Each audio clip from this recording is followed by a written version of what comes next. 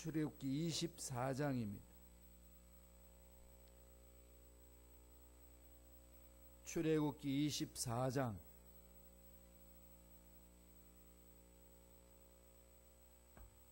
4절에서 8절까지 말씀. 출애굽기 24장 4절로 8절까지 말씀을 천천히 합독하시겠습니다. 모세가 야훼의 모든 말씀을 기록하고 이른 아침에 일어나 산 아래에 제단을 쌓고 이스라엘 12지파대로 12기둥을 세우고 이스라엘 자손의 청년들을 보내어 야훼께 서로 번제와 화목제를 드리게 하고 모세가 피를 가지고 반은 여러 양푼에 담고 반은 제단에 뿌리고 언약서를 가져다가 백성에게 낭독하여 듣게 하니 그들이 이르되 야훼의 모든 말씀을 우리가 준행하리다.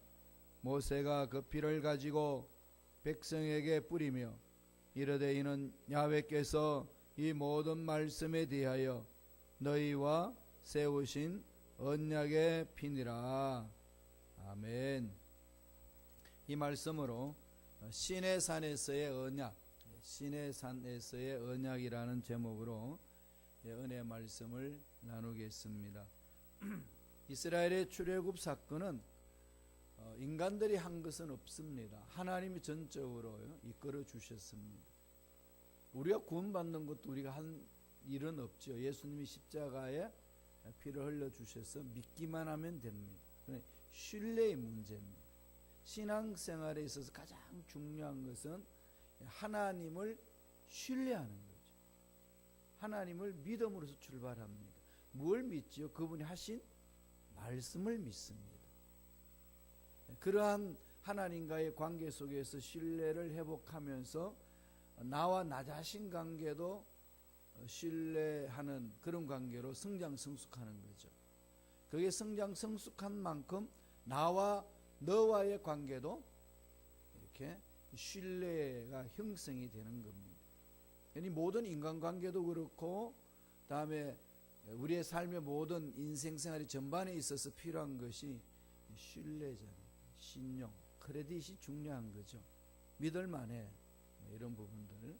믿음의 대상은 하나님이시지만은 그러한 형상을 닮은 우리들의 삶은 그 사람은 믿을만해. 뭘 맡겨도 믿을만해. 이러면서 서로 관계가 회복되어서 서로들 간에 세워주고 또 일들을 만들어가는 것 아니겠습니까? 그럼 그게 깨지면은 이제 일이 안 되는 거지요. 그러니까 건강한 사회는 그런 신뢰관계로 형성이 됩니다. 이 모든 기본이 어디서 출발할까요? 하나님과 나와의 관계입니다. 하나님과 나의 관계에 이 신뢰가 깨어지면은 나와 나 자신 관계도 이 신뢰가 회복이 안 되고 나와 너와의 관계도 신뢰가 회복이 안 되는 거죠. 시내산의 언약은 바로 이 부분들을 강조하고 있습니다. 하나님이 다 해주셨는데 해주신 하나님이 앞으로도 해주실 것입니다 라고 믿고 신뢰해 나가는 거죠. 오늘 말씀은 이스라엘 백성들이 시내산에서 하나님으로부터 율법을 받습니다. 말씀을 받습니다. 십계명을 받잖아요. 그래서 십계명을 받고 나서 이튿날에 실질적으로 그 말씀을 지킬 수 있는 규례들을 하나님과의 관계를 맺는 귀한 역사를 이루어냅니다. 그게 바로 시내산의 언약, 시내산에서 하나님과의 관계 맺은 언약입니다. 이 언약은 지켜야 되잖아요. 그래야 관계가 이루어지는 거죠. 계약서를 쓰는 것은 서로 약속했던 걸 지키자는 거지 않습니까? 누구 한쪽이 파기하게 되면은 그 계약서는 아무 효험이 없습니다. 거기에 대해서 책임을 지고 지켜나가야 되는 거죠. 어떤 일이 있어, 어떤 손해가 있어도 지켜야 그 계약이 성사돼서 일이 이루어집니다. 오늘 하나님과 이스라엘 백성들이 그런 약속을 하고 언약을 맺습니다. 이걸 가지고 언약신앙이라고 그러고 우리 신앙은 여기서 출발합니다. 중요한 부분이죠. 어떻게 언약을 맺습니까? 4절에 있습니다. 출애굽기 24장 4절을 다 같이 한 목소리 읽겠습니다. 모세가 야훼의 말씀을 기록하고 이른 아침에 일어나 산 나라에 제단을 쌓고 이스라엘 12지파대로 12기둥을 세우고, 여기 보면은 우리가 이 평범하게 읽어 나갈 수 있는 말씀입니다만은 놓치지 말아야 될 단어가 있죠. 산 아래에 제단을 쌓고, 제단을 쌓는다고 했죠. 그리고 이스라엘 12지파대로 10기둥을 세우고, 이 제단과 12 이런 기둥이 나오면 좀 성경 읽을 때 집중하시면 됩니다. 요한계시록에도 12장로에 다 보태서 24장로, 또 12사도, 이게 계속 12와 24, 17 숫자들이 나오지 않습니까? 이것은 하나님이 쓰시는 상징적인 언어입니다. 그래서 성경 읽을 때에 제단이라는 말이 나오고 12지파대로 12기둥을 세운다 할 때는 하나님이 뭔가 하시고자 하시는 일이 있다는 걸 보고 성경을 읽으시면 그 의미를 파악할 수 있습니다. 여기서 지금 뭘 말씀하시려고 그럴까요? 이스라엘 백성들에게 말씀을 주니까 그 말씀대로 살겠습니다, 아멘 하답을 했습니다. 그러고 나서 제일 먼저 한 것이 뭐죠? 제단을 쌓고 그럽니다. 어떻게 언약을 맺었다는 거죠? 제단으로 언약을 맺은 거죠. 오늘날로 말하면 무슨 말일까요? 예배로 맺은 언약을 말합니다. 예배 중에 임재하시는 하나님을 만난다, 이거죠. 예배 중에 임재하시는 하나님을 만나는 것을 여러분 어떻게 만나시나요? 눈에 안 보이잖아요, 그죠? 눈에 안 보이고 만질 수도 없는데 어떻게 그분을 만나죠? 예배 드리면서 하나님의 말씀이 내 마음판에 새겨지는 겁니다. 말씀으로 이렇게 그분과의 관계를 맺는 거죠. 신앙생활에 있어서 가장 중요한 것이 말씀이잖아요. 종교개혁, 마틴 루터와 칼빈이 종교개혁에서 나온 그 종교개혁자들이 강조가요, 말씀이에요. 솔라 스크립추라 그럽니다. 오직 말씀으로 인간적인 생각, 인간적인 가치관, 세상에 흘러가는 어떤 사상, 이게 아니라 하나님과의 우리의 관계에서 가장 중요한 것은 솔라 스크립추라, 오직 말씀, only word of God, 하나님의 말씀, 오직 하나님의 말씀으로 온다는 거죠. 그리고 그 말씀이 뭐냐? 성령으로 감동 감화하셔서 주신 말씀이다. 그래서 종교개혁자들은 말씀과 성령, 이 두 기둥을 가지고 몸부림을 쳤습니다. 결국은 거기에서 탈출해 왔죠. 바티칸에서 탈출해 왔고 새로운 공동체를 이루어냈습니다. 1500년의 줄기를 바꾸는 거죠. 어마어마한 거 아니겠습니까? 그런 줄기를 바꿀 수 있는 것, 잘못된 습관, 잘못된 그 가치관에서 벗어나오는 1500년의 줄기를 낳을 수 있는 힘은 말씀과 성령이에요. 저와 여러분들이 신앙생활에 있어서 잘못된 생각, 잘못된 가치관, 잘못된 습관을 벗어나올 수 있는 그 힘도 말씀과 성령이에요. 여기 모든 것을 집중해야 되는 거죠. 그 말씀과 성령이 있는 데가 뭐죠? 예배입니다. 주님이 사마리아 여인을 만나가지고 어떻게 우리가 예배를 드려야 됩니까? 그랬을 때 주님이 뭐라고 말씀하셨죠? 지금은 하나님이 예배하는 자를 찾으시는데 영과 진리로 예배하는 자를 찾으시니라, 그렇게 말씀하셨습니다. 영이 뭐죠? 엔프뉴마티, 성령으로. 그 다음에 진리로는 말씀은 그 헬라 원어를 보면 엔 알레스테이아 그럽니다. In truth, 진리. 주님이지 않습니까? 주님이 뭐죠? 주님 하신 말씀으로. 그러니까 하나님이 찾으시는 예배자들은 말씀 위에 서서 성령의 인도함을 받고 드리는 예배자, 예배를 드리는 자들을 지금도 찾고 계신다. 만나주신다는 거지요. 그때 하나님을 만나면 우리의 잘못된 가치관도 바뀌어지고 생각도 바뀌어지고 습관들도 바뀌는 거 아니겠습니까? 왜? 하나님의 영이 충만하니까. 하나님의 영이 충만하면 그 영으로 인하여서 살아갑니다. 그럼 그 영이 이끌시는 거죠. 전번에도 말씀드렸습니다만은 귀신이 꽉 잡아가지고 막 좌지우지하는 점쟁이들이 있잖아요. 무당들이 있습니다. 그러니까 초자연적인 힘을 막 드러내죠. 귀신 들린 사람은 우리가 이렇게 제어하기가 쉽지 않습니다. 장정 몇 명이 달려들어도 귀신 들린 여인을 제압하기가 쉽지 않을 만큼의 엄청난 괴력을 가지고 있어요. 왜 그럴까요? 그 흑암의 세력들이 그를 확 지배해 버리니까, 영적인 악한 영들이 그를 다스리니까 육적인 존재들이 이겨내기 힘든다는 거죠. 악한 영이 있으니까 그런 거죠. 그 영보다도 강하시고, 그리고 우리를 거룩하게 만들고 인격적으로 대우하시는 하나님의 영이 임하셨는데 우리가 연약할 수 있습니까? 그럴 수 없는 거 아니겠어요? 우리의 거짓된 것이 그와 함께 있을 수 있을까요? 아닙니다. 없어지는 거죠. 하나님의 생명이 있으면은 우리의 잘못된 습관들은 저절로 이렇게 고쳐집니다. 그게 예수 믿는 사람의 특권이거든요. 지금 이제 봄이 와서 싹이 막 나오는데 나뭇가지를 보세요. 지금은 찌꺼기들이 붙어가지고 더러운 것들이 많이 있지 않습니까? 이거 어떻게 다 떼내나요? 더러운 것 가지들에 붙은 거 아니지 않습니까? 가만히 둬도 어떻게 되죠? 예, 봄 기운으로 생명이 올라오면은 그 속에서 새순이 납니다. 새순이 나면은 더러운 찌꺼기들은 다 밀어내 버리는 거죠. 조금만 지켜보세요. 한 달 후가 되면은 제가 한 말씀을 가지고 한번 나무들을 보세요. 얼마나 아름답게 변하는지 모릅니다. 생명이 있는 존재는 그렇게 변하는 거예요.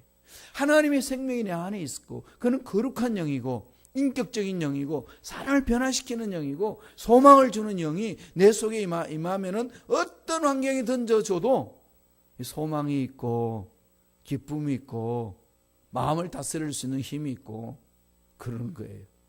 그러면서 이렇게 주를 바라보면서 이렇게 하나씩 닮아가는 거죠. 예배를 통해서 맺는 언약, 하나님의 음성을 듣는다는, 말씀을 받는다는 겁니다. 그래서 시내산의 언약에는 말씀의 관계 속에서 이루어진 겁니다. 예배를 통해서 맺는 언약, 제일 먼저 제단을 쌓았다.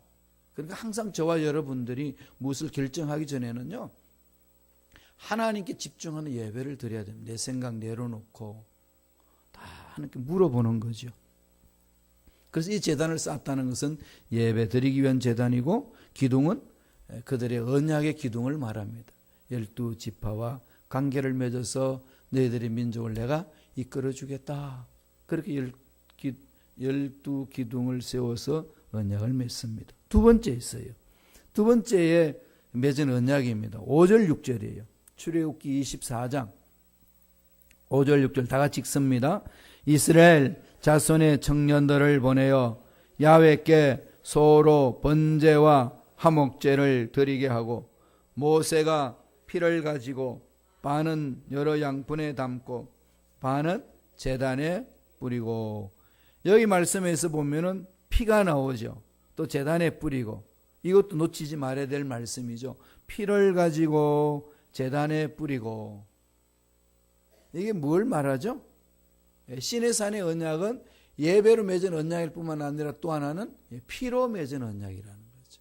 피로 맺은 언약. 이 세상 사람들도 그러죠. 우리가 피로 의형제를 맺었다. 그래서 막 손가락 칼로 베어가지고 피로 혈서 쓰고 막 이렇게 서로 변신하지 말자 이렇게 해나가잖아요. 하나님과의 우리의 관계의 두 번째의 시내산에 맺은 언약은요, 피로 맺은 언약입니다. 피로 맺은 언약이라는 것은 여기 어마어마한 마음들이 담겨 있는 거죠. 변치 않는 피.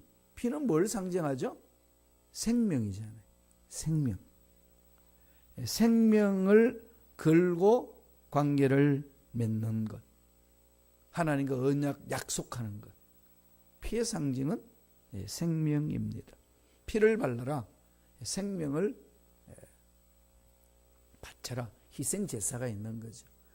그러면 내가 그 피를 보고 그것을 믿고 행하는 자에게 죽음의 사자를 보내지 않겠다. 이게 6월절에 시초 아닙니까? 출애굽 해나갈 때 하나님이 하신 말씀이에요. 근데 하나님이 약속은요, 어마어마했습니다. 문설주에 피를 발라가지고 그 안에 어떠한 사람이 들어가든 죽음의 사자는 지나갔어요. 어떻게 보면 인간적인 가치관으로는 도저히 이해되지 않습니다. 하나님이 엄중한 명령이셨거든요. 근데 약속의 말씀을 믿느냐 안 믿느냐. 피를 발라서 바른 문설주 안으로 들어가 있는 강도든 살인자든 무슨 어떤 인간이든지 간에 죽음의 사자를 건드리지 않고 다 통과해서 패스오버했어요. 다 지나갔습니다. 이게 하나님의 은혜예요. 하나님의 은혜는 우리 인간의 이성으로 이해하지 못합니다. 그래서 저와 여러분들이 예수 그리스도 십자가를 믿는다는 것은 과거에 어떤 잘못이 있든 어떤 죄악을 보면 어떤 엄청난 사건을 저질렀던 하나님을 회개하고 돌았으면 하나님이 용서하시는, 이런 용서를 체험하고 나면 감격이 있는 거죠. 죄가 많은 곳에도 은혜가 많다고 그랬지 않습니까? 죄악 가운데 눌려있고 도저히 벗어날 길이 없는데 이게 그냥 죄에서 다 해방받았다고 선언되는 순간에 찾아오는 은혜는 이루 말할 수 없는 거죠. 난 죄진가 없어 뭐 이런 사람들에게 찾아오는 은혜하고요, 정말 죄악 중에 죄인입니다라고 고통을 가지고 가슴을 치는 사람들에게 하나님의 찾아오시는 사랑의 손길을 체험하는 은혜는 감격입니다. 그렇지 않습니까? 사도 바울도 그 말씀을 하거든요. 그래서 가장 먼저 은혜 속에 들어가는 것은 내가 죄인임을 깨닫는 겁니다. 그러면 나를 신뢰하지 할 것도 없고 나가 행한 모든 것들 자체에 대해서 인정할 만한 것이 없으니까 어디로 향할까요? 전적으로 하나님께 신뢰하는 거죠. 하나님만 바라봅니다. 이 피의 언약은 나의 모든 죄를 씻음받고 하나님의 자녀로 썼습니다 라고 선언하는 겁니다. 이 피의 언약은 창세기부터 출발합니다. 이 시내산에서부터 출발하는 것이 아니고 창세기부터 보여주고 있어요. 이 언약이 어마어마한 깊이가 있거든요. 아담이 타락하고 나서 부끄러워서 무화과 잎으로 옷을 입었다고 했습니다. 그때 하나님이 가죽옷을 입혀줬습니다. 가죽옷이라는 것은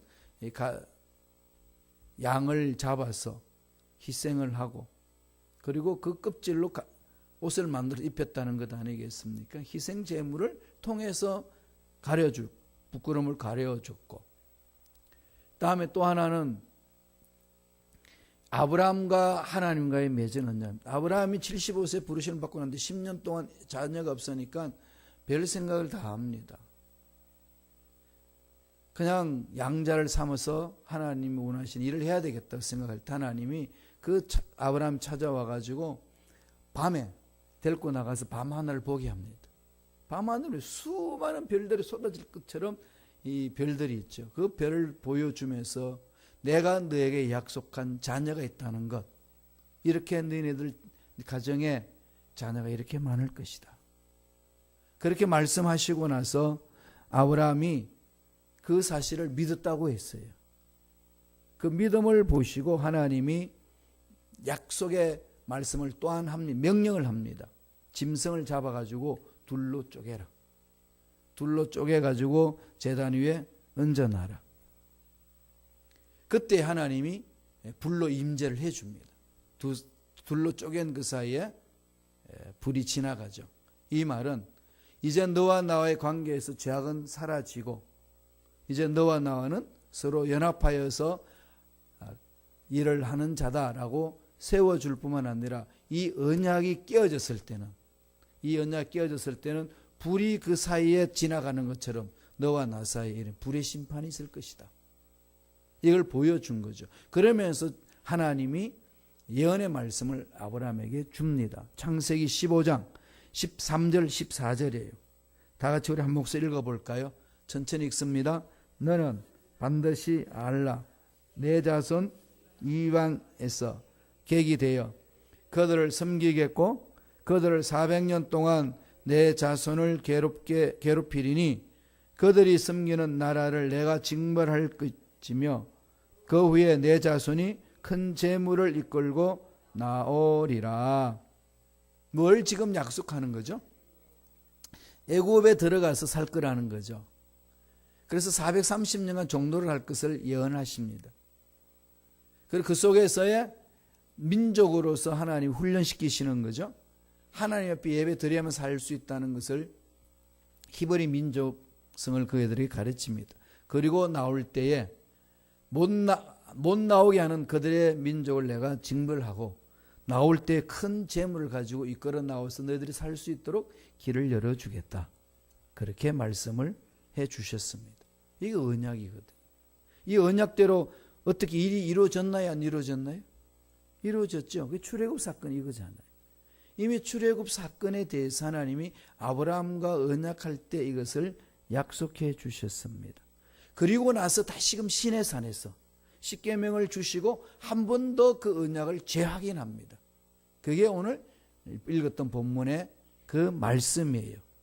24장 7절 한 번 더 읽어보지요. 다 같이 한 목소리 천천히 읽습니다. 언약서를 가져다가 백성에게 낭독하여 듣게 하니 그들이 이르되 야훼의 모든 말씀을 우리가 준행하리.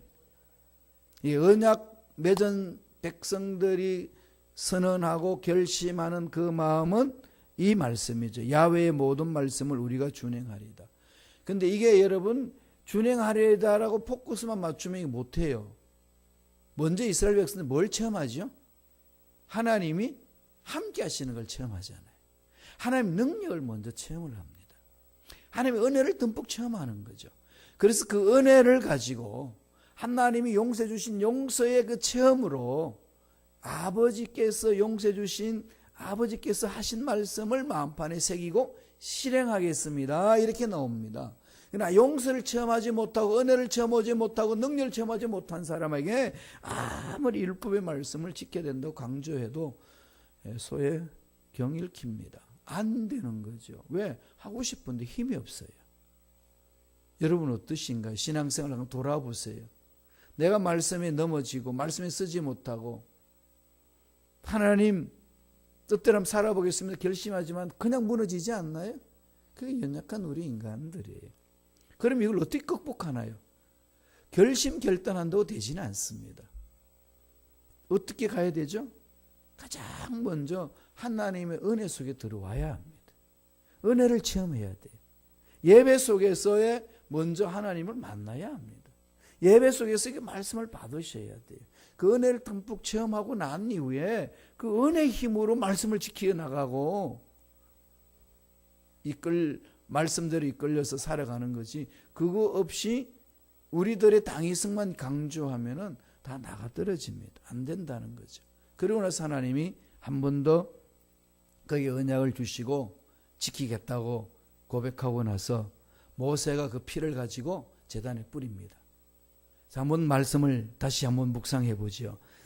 출애굽기 24장 8절입니다. 다 같이 한 목소리 천천히 읽습니다. 모세가 그 피를 가지고 백성에게 뿌리며 이르되 이는 야훼께서 이 모든 말씀에 대하여 너희와 세우신 언약의 피니라. 너희와 세우신 언약의 피라. 살려주셨다는 거죠. 하나님의 은혜로 우리는 살아났다는 겁니다. 그러니까 은혜를 체험한 우리들은 어떻게 하죠? 살려주신 그분 말씀에 순종하는 거 아니겠어요?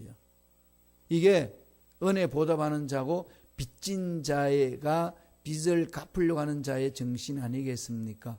물에 빠졌어요. 허우적거립니다. 이거 나 혼자서 물에 나올 수가 없어요. 살려달라고 몸부림칩니다. 아무도 없어요. 어떻게 합니까? 떠내려가면서 죽을 수밖에 없잖아요. 그런데 어떤 사람이 헤엄쳐 나와서 나를 건집니다. 자기 목숨을 다해서 나를 건져줘요. 그리고 나가 그 사람 때문에 살아났습니다. 그러면 그분이 말을 해요. 내 소원 하나 들어주라고. 그러면은 자기를 건져준 그 사람의 많은 소원에 대해서 한 귀로 듣고 잊어버릴까요? 아니면 마음판에 새기고 내 생명을 건진 은인에게 대해서 마음을 집중할까요? 양심을 가진 사람이라면, 일반적인 사람이란다 할지라도 자기 목숨을 바쳐서 자기를 건져준 그 사람의 말에 그냥 아무렇지 않게끔 한 귀로 듣고 한 귀로 흘러버리는 사람은 아무도 없을 겁니다. 우리는 죽었다가 살아났습니다. 예수님의 십자가로 인하여서 독생자 예수 하나님 아끼지 아니하시고 십자가에 매달았어요. 우리 죄를 씻어주시고 살려주시려고. 그런데 그분이 부활하셔서 말씀합니다. 내가 너를 위하여 내 몸 피 흘려 목숨 바쳐 너희들을 살렸는데 너희들은 이 말 좀 순종해라. 이러면 어떻게 될까요? 은혜를 듬뿍 체험한 사람은 그 말을 그냥 듣고 흘러버릴 수가 없어요. 손해보든 힘이 들든 어렵든 상관하지 아니하고 나의 생명 은인이신 그분의 말씀에 순종하려는 거죠. 이게 주님이 우리에게 명령하신 명령입니다. 모든 족속에게 말씀을 전하라. 그리고 또 약속해 주죠. 볼지어다 세상 끝날까지 내가 너희와 항상 함께 있으리라. 그 말씀에 순종하는 거잖아요. 그리고 주님이 십자가 지시기 전에 마지막 만찬 시간에 오늘 모세가 외쳤던 그 말을 다시금 말씀을 통해서 선포해 줍니다. 마태복음 26장 28절이에요. 다 같이 읽습니다. 이것은 죄 사함을 얻게 하려고 많은 사람을 위하여 흘린 바 나의 피 곧 언약의 피니라.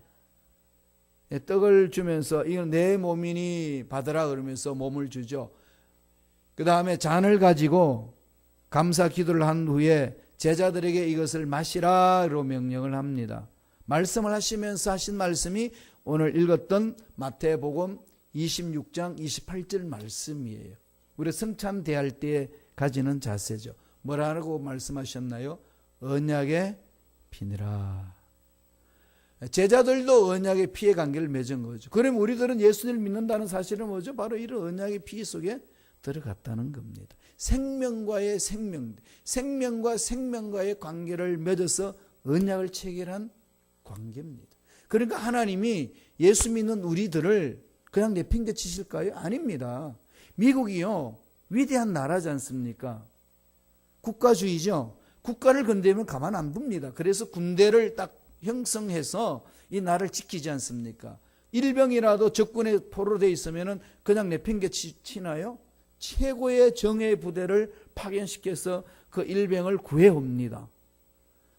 우리 국민은 어디에 있든지 우리 국가가 책임진다. 이게 이제 미국의 정신이잖아요.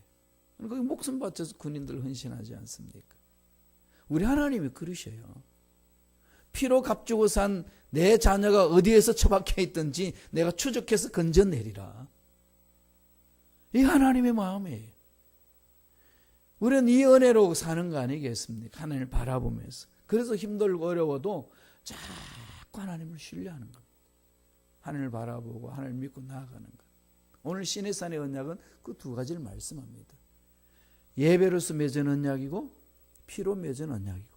저와 여러분들도 말씀과 성령으로서 늘 하나님의 말씀을 받는 데 집중해야 되고 예수 그리스도 십자가 위에서 피로 맺은 그 언약, 생명의 언약을 늘 마음판에 새기면서 약속의 말씀에 순종하며 나아가야 될 줄로 믿습니다. 이건 변화되지 않아요. 아무리 세상이 뒤집혀져도요, 아무리 문제가 많아도요, 여기에 다 내려놓으세요. 그럼 나 염려, 근심 내려놓을 수 있고 죄책감 다 내려놓을 수. 하나님이 다 용서하셨다는데 왜 자기가 자기 과거 일을 끌어안고 죄책감 속에 빠져 있고 불안해하고 두려워하고 낙심해야 될까요? 하나님의 은혜를 자기 스스로 자꾸 멀리하는 거예요. 이미 다 이루어주셨다는데, 그죠? 이미 다 이루어주셨다는데. 여러분, 이 비행기 타고 오면은 비행기 티켓 안에 거기 먹는 음식값은 다 포함됐잖아요. 그런데 포함된 걸 모르면 어떻게 되죠? 안 먹어요. 돈 아까워서. 그런 사람이 있었어요. 여기 오는데. 장로님 그 얘기 해주셨어요. 어떤 사람이 그랬다고. 배를 쫄쫄 굶고 왔다고. 기내에서 주는 밥을 못 먹었어요. 왜요? 비쌌어. 근데 티켓 안에 다 들어있습니다. 이미 십자가 안에 다 이루어졌어요. 하나님 다 해주셨는데 아직도 그 근심 걱정에 매여 있는 것은 내가 그 십자가의 놀란 은혜와 능력을 거부하고 있는 모습입니다. 이거 회개해야 돼요. 회개하고 돌아서야 됩니다. 그래야 그 은혜 속에 푹 잠겨서 이 세상에서 자유함 속에서 멋지게 사는 거죠. 누가 말하고 말하든 누가 어떤 눈총을 보내든 어떤 문제 앞에든 상관하지 않습니다. 주님의 십자가 은혜가 있기 때문에. 이러한 은혜가 저와 여러분 삶에 넘쳐나길 간절히 축원합니다. 기도하겠습니다. 하나님 아버지 감사합니다. 오늘도 우리에게 생명을 주셔서 하나님이 예배하신 귀한 은혜를 체험하게 축복해 주시니 감사합니다. 우리가 말씀대로 살기를 결심합니다. 그러지만 넘어질 때 많습니다. 이럴 때마다 하나님이 나를 사랑해 주시고 나를 끝까지 책임져 주시고 나에게 놀라운 은혜를 베풀어 주신 그 은혜의 체험 사건을 늘 날마다 마음판에 새기고 그 은혜 속에 들어가서 은혜의 힘으로 이 세상을 힘있게 살아가는 일꾼들이 되게 축복하여 주옵소서. 예수 이름으로 명하노니 하나님의 자녀들 괴롭히는 모든 흑암의 세력은 떠나갈지어다. 예수 이름으로 명하노니 머리부터 발까지 예수 그리스도의 십자가의 은혜를 거부하게 하고 옛날 생각에 발목 잡혀서 죄책감에 빠지게 만드는 모든 흑암의 세력들은 떠나갈지어다. 사라질지어다. 머리부터 발까지 모든 육체의 질병도 깨끗하게 치유함을 받을지어다. 앞날의 문제도 해결된 은혜가 임할 줄로 믿습니다. 날마다 말씀 위에 서서 성령의 인도함을 받고 살아가는 능력 있는 일꾼들에게 축복하여 주옵소서. 은혜 감사하여 예물 드립니다. 예물 드린 손길 기억하여 주시고 주님 다시 오실 때까지 물질적으로 어려움당하지 않도록 축복하여 주시옵소서. 감사하고 예수님 이름으로 축복하며 기도드리옵나이다. 아멘.